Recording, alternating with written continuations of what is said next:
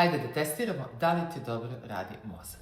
Za sekund ćeš na ekranu vidjeti tabelu sa brojevima od 1 do 25 raspoređeni potpuno nasumično. Tvoj zadatak je da ih pronađeš redom što brže možeš pre nego što istekne vreme. Ovaj test se koristi da se izmeri koliko brzo tvoj mozak obrađuje informacije i koliko ti je snažna koncentracija. Dakle, imaš 25 sekundi da pronađeš svih 25 brojeva redom od 1 do 25. Idemo za 3, 2, 1.